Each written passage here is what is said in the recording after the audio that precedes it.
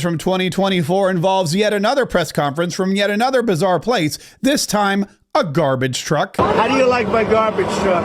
This truck is in honor of Kamala and Joe Biden. It was a very sudden, quick, and interesting series of events that sent Donald Trump from the McDonald's drive-thru window to the trash truck. It started with Kill Tony's Tony Hinchcliffe making a comment about Puerto Rico at the MSG rally for Donald Trump in New York City. That turned around to Joe Biden making a comment about how the only trash and garbage he saw were Donald Trump supporters at a Zoom event, while Kamala Harris was giving a massive speech right outside the White House. Donald Trump then turned that around, got his own trash truck, went back to Wisconsin, and did a rally where he dressed up in an orange vest, stood on stage and said, "They believe you're garbage." How do you like my garbage truck?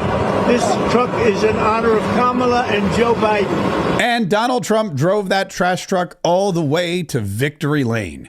Which brings us to the number one top moment of 2024 for Donald Trump. And it's actually three moments that are all rolled into one.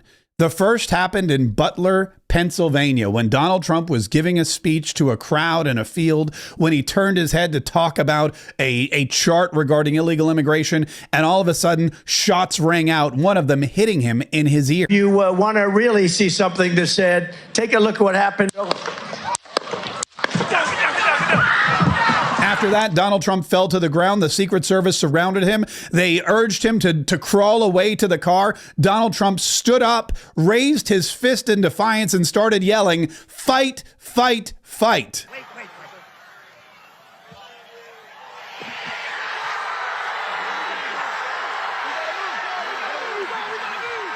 That three-word phrase and the image of Donald Trump against the blue Pennsylvania sky with the American flag fluttering in the background and the crowds chanting as he just survived an assassination attempt, that became in a lot of people's minds not just the moment that solidified his victory, but also one of the most incredible symbols of American idealism and exceptionalism and courage and bravery and strength. And that, of course, led to what was probably the biggest and historic moment, and that happened on November 5th, when Donald Trump beat Kamala Harris to become the 47th president of the United States of America. Thank the American people for the extraordinary honor of being elected your 47th president and your 45th president. Man, I can't wait to see what happens in 2025. Listen, if you liked any part of this list, do me a favor and hit like, subscribe, and set those notifications, because we've got more great content coming every single day throughout the next 4 years. Hit like, subscribe, and set those notifications for more content from Mark Kaye Saves the Republic. Happy New Year!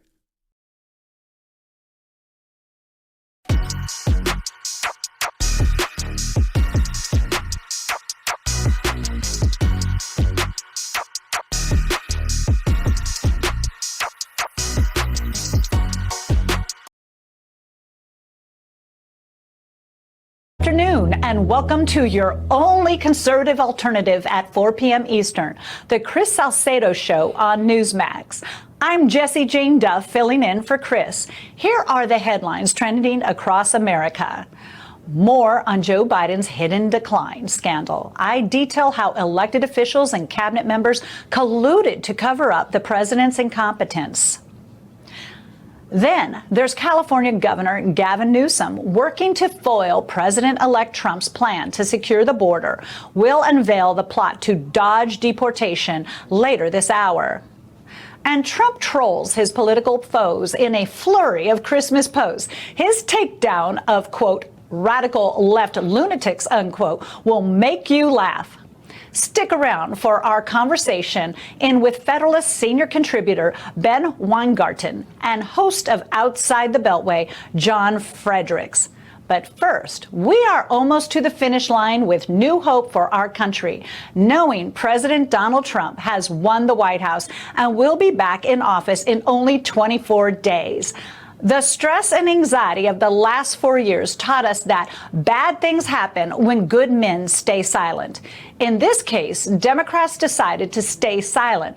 We never dreamt President Biden would win with his lackluster campaign and obvious mental decline in 2020. We never dreamt his administration would cause the catastrophic damage to our country that soon followed. We were hit with record inflation and surging fuel and housing prices. We saw every aspect of our life abruptly change. 10 million illegals swarmed over the border, plus some. We welcomed with open arms numerous of Democrat sanctuary cities. Left-wing leaders milked the federal government for funds to house and clothe the migrants who lacked basic resources to even survive. But what's most disturbing of all is how Democrats stayed silent on Joe Biden's cognitive decline. The biggest scandal in America is the cover-up of President Biden's condition. They did everything they could to keep us in the dark. In July, the media finally had to admit what we all knew. But how many Americans simply trusted their elected officials as they lied to our face that the president was coherent and sharp? Let's not forget how his own vice president, Kamala Harris, claimed he was fit to serve. Watch this. Joe Biden is going to be fine. And let me tell you something. I work with Joe Biden every day. The work that under Joe Biden's leadership our administration has accomplished is transformative. I'll tell you the reality of it is, and I spent a lot of time with President Biden, be it in the Oval Office, in the Situation Room, and other places. He is extraordinarily smart. He has the ability to see around the corner in terms of what might be the challenges we face as a nation or globally. I spend a lot of time with our president, be it in the Oval Office, the Situation Room, you name it. We have a president in Joe Biden who is forward-thinking in a way that we've not seen in a long time. Kamala said all of this, but she quickly and willingly took his place on the presidential ticket, unchallenged by the Democrats and quickly discarded by the voters. And it was a coup in front of our very eyes. Yet we didn't hear a peep from the Biden's cabinet or the superdelegates who agreed to support Kamala without a single vote. This bombshell Wall Street Journal investigation reports that aides hired vocal coaches and tried to reschedule meetings when Joe Biden had his quote-unquote bad days. Even worse, national security issues were handled without a commander-in-chief. A group of White House aides effectively ran the presidency by limiting Biden's meetings, screening his news, and even controlling who could speak to him.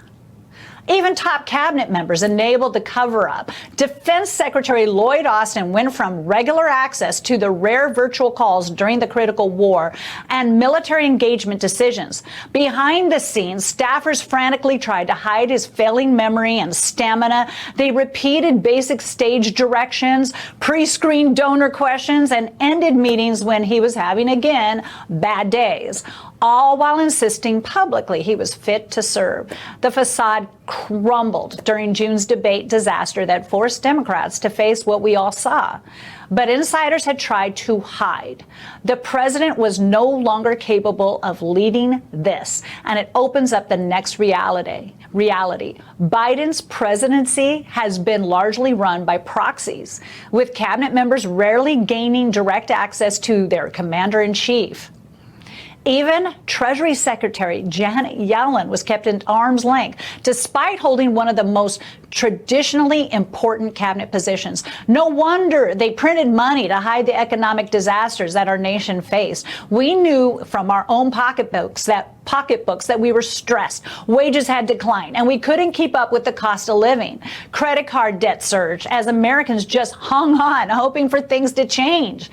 But it has taken a far too greater toll on all of us. The cabinet officials stayed silent to protect their ideology instead of protecting Americans. This was an institutional cover-up. Biden's team created an impenetrable barrier of handlers who issued top-down directives with little presidential involvement. And now we are wondering who decided to ensure President Biden commuted sentences of multiple murderers, including the killers of children. Here to weigh in on this is South Carolina Attorney General Alan Wilson. Good afternoon, Alan. Welcome aboard and Merry Christmas to you. Merry Christmas to you as well. Thank you for having me on. Absolutely. This is such a hot topic. The mental decline of Joe Biden's pardons. Please give us what are you seeing? These shockwaves are sending across the nation. What is it that you're seeing out of this that has happened that's so detrimental to our country? Well, first, I want to say that if this wasn't so serious and sad, it would almost be laughable. You were talking about his mental decline. My family and I, every year, we watch Christmas Vacation. Joe Biden reminded me of the character of Aunt Bethany sitting at the table. This is one of those situations where you would laugh if it wasn't so serious. What he is doing is not a principled decision. These are decisions being made by people in the shadows of the White House. When you commute the sentences of murderers and rapists, and violent criminals and people accused of espionage around the country, but you leave 3 people on there for political reasons. You leave them on death row for political reasons. These are the things that people like me find incredibly offensive. People here in South Carolina do not appreciate what this president is doing. You know, you had written on X, and they showed it on the screen, that President Biden's 11th hour pardons and clemencies reveal the truth. He's not releasing small-time drug offenders, but foreign spies, child predators, and corrupt officials. This is a blatant betrayal of justice. So the Biden administration is basically withdrawing their proposed changes to Title IX, which would have prevented schools from banning biological males and girls in sports. You played a big part in this win, correct? No, absolutely. We signed on to numerous comment letters basically opposing this ban. Basically, the Biden administration or Title IX was trying to force boys to be able to play girls' sports. Now, what they haven't done is they have not rescinded the Title IX regulations coming out of the Department of Justice, which would allow boys to go into girls' locker rooms and into restrooms and showers, and also implement pronoun policies that would compel kids to lie, basically saying that someone's pronoun doesn't correspond with their biological sex. You're basically violating the First Amendment rights of kids in schools. So they've only rescinded one of the regulations, but they're still fighting in court where we are right now, trying to defend the First Amendment rights of our children in our public school systems. You know, the administration admitted that their plan was wildly unpopular. You know, according to reports, they received over 150,000 public replies asking them to not amend Title IX. Why did they try to force this issue? Well, what you talked about earlier in your monologue and what I alluded to is that there are people in the shadows of the White House and this administration who are radical, hardcore, woke leftists. They are trying to hijack society and rule through administrative fiat. These are bureaucrats in the deep state. This is what we ran against with President Trump. And goodness, January 20th cannot get here fast enough. But these people are governing in the bowels of the federal government right now, and they're coming up with these radical extremist policies. Joe Biden is an empty suit. He is just a vessel, but it's the people that he has surrounded himself, the people we never elected, the people that we don't even know their names. They're the ones writing these rules and these regulations, and these are the ones that are trying to cram this down the throats of the American people. Yeah, I have to agree. You know, one of the quotes from Kamala Harris cracked me up where she said he can see around the corner. I thought that's absolutely absurd. He can't even see in front of himself. So you're on the front lines with a brief to protect students' free speech rights. You are spotlighting a school in Ohio that required everyone to use students' preferred pronouns. Can you tell us about this case? Absolutely. One of the largest school districts in the state of Ohio passed a policy that would penalize students for misgendering or using the incorrect pronouns if someone found them to be offensive. Not just at school, by the way. If you were to text someone or email someone or post something on Instagram or say something to a student at the mall on a Saturday, you could be punished under this school policy. Basically, this policy was designed to compel students to lie, to compel students to violate their conscience. This was a First Amendment violation, and so I joined and co-led this brief with the Attorney General of Ohio, Dave Yost, and 21 other states joined us supporting parental rights groups to protect the children of Ohio. And the reason I'm in Ohio fighting there is that I don't ever want this to come onto the doorsteps of South Carolina schools. Yeah, that definitely makes sense because, we know it filters over to other states once they gain traction in one. Look at what goes on in California. It tends to spread. So Trump's pick for the FBI director, Kash Patel, gained an unexpected ally in the Senate. Take a look. He's talked about going after Trump's enemies. Yeah, and we've had conversations. He absolutely that's never going to happen. He was very. He's not going to use the FBI to go after Trump's enemies. No, that's not it. Or did you believe him? Taken. I mean, he's written a lot. That's what he claims. Yeah. And I found out, his family's origin story and immigration. That's actually fascinating. What do you make of Pennsylvania Senator John Fetterman's comments?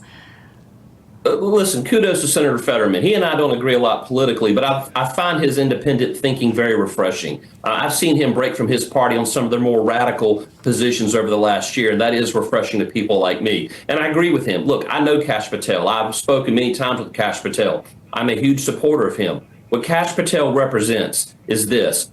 The Biden administration weaponized the federal government agencies against the American people, and Donald Trump is putting people like Kash Patel in these positions so they can weaponize the American people against the deep state. This isn't about using the FBI or other apparatuses of the federal government to go after your enemies. This is about to stop that very behavior. This is the very thing that we wanted to do. Donald Trump always said that his revenge would be winning, not using the very government apparatus that went after him to go after his enemies. So I support what Fetterman says, and I think Kash Patel is going to be a fantastic FBI director.